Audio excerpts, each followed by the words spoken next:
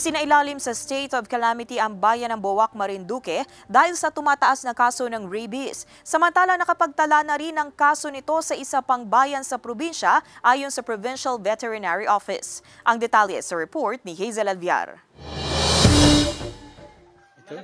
Kuha ang videong ito ng Animal Disease Investigation Team ng Provincial Veterinary Office ng Marinduque sa isang barangay sa bayan ng Boac kung saan idineklara ang state of calamity dahil sa pagtaas ng kaso ng rabies. Ayon sa ProVet, isa lang ito sa mga asong itinuturing na rabid dog o positibo na may rabies. Aabot na raw sa 30 barangay ang may positibong rabies sa mga alagang aso, habang isang binatilyo naman ang kumpirmadong namatay matapos kagatin ng asong may rabies. 6 na samples ang kasalukuyan nilang hinihintay ang resulta mula sa confirmatory test na isinagawa ng Regional Animal Disease Diagnostic Laboratory sa Mindoro, habang 11 karagdagang samples ang nakatakdapan nilang ipadala.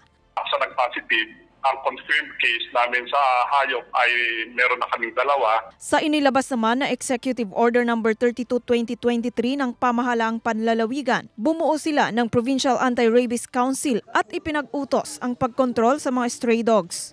Sa rabies outbreak, ang impounding ay hindi tulad ng ordinary days na i-impound mo yan, aalagaan, sisinupin. Samantala, ang ilang sintomas ng rabies sa mga hayop ay ang pananamlay o panghihina, hirap sa paglunok, labis na paglalaway o pagbula ng bibig, namamaos o hirap kumahol, biglang umaatake o nang-aaway, hirap kumilos o pagkaparalisa at pagdudumi, na ipapasa naman ito sa tao sa pamamagitan ng kagat at kalmot ng mga hayop. Hazel Alviar, Balitang Southern Tagalog.